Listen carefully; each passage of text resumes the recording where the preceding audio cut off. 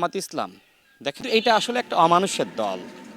আমি প্রায়ই বলি, যদি ভবিষ্যতে কখনো জামাত ইসলাম বাংলাদেশে ক্ষমতায় আসে, সেক্ষেত্রে আওয়ামী লীগের থেকে ফ্যাসিস্ট হবে জামাত ইসলাম।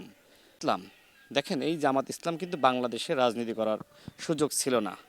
শহীদ প্রেসিডেন্ট জিয়াউর রহমান তাদেরকে সুযোগ দিয়েছিলেন এবং পরবর্তীতে দেশনেত্রী বেগম খালেদা জিয়া তিনিও জামাত ইসলামকে রাজনীতিতে সুযোগ দিয়েছেন, এমনকি সাথে রেখে তাদেরকে মানুষ করার চেষ্টা করেছিলেন যে জামাত ইসলাম মানুষ হয় কিনা।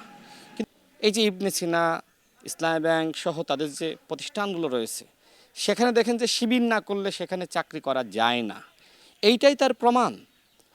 যদি জামাত ইসলাম ভবিষ্যতে ক্ষমতায় আসে, এক সপ্তাহের মধ্যে সকল কর্মকর্তা কর্মচারীকে তারা কিন্তু সরিয়ে দিয়ে নিজেদের দলগত এবং দলদাস যারা শিবির জামাতের কর্মী তাদেরকে কিন্তু বসাবে।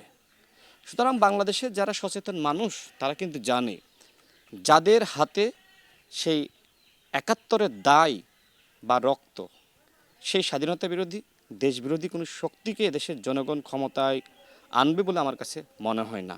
তারা এই মুহূর্তে যেটি করছে, বিএনপির বিরুদ্ধে নানান ধরনের চক্রান্ত করছে, এমনকি হুমকি দিচ্ছে যে ১৬ দিনে চাইলে নাকি তারা বিএনপির পতন ঘটাইতে পারে, অথচ ১৬ বছরেও নিজেদের কার্যালয়ের তালা খুলতে পারে নাই।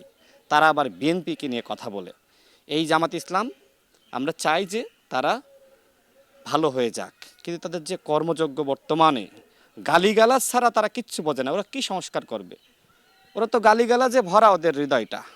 দেখবেন যে যে কোনো বক্তব্য, যে কোনো আলোচনা, সেইটাকে তারা গালিগালাজ করে থামাতে চায়। আমরা এবং শিবির তারা ৪টা ভাগে বিভক্ত হয়ে রাজনীতি করছে। দেখেন, শিবির একটা রাজনৈতিক ছাত্র সংগঠন, জামাত ইসলাম একটা রাজনৈতিক দল, কিন্তু এই দল একটা অংশ প্রকাশ্যে রাজনীতি করে, একটা সাধারণ শিক্ষার্থী বেশে রাজনীতি করে, একটা ক্ষমতাসীনদের মধ্যে মিশে গিয়ে রাজনীতি করে, আর একটা অংশ পেশার গ্রুপ হিসেবে রাজনীতি করে। আপনি ঘাতক না হলে আপনি গুপ্ত হয়ে রাজনীতি করতেন না। যারা মানুষের ক্ষতি চায় তারাই শুধুমাত্র গুপ্ত হয়ে তারা এই ঘাতকের রাজনীতি করে।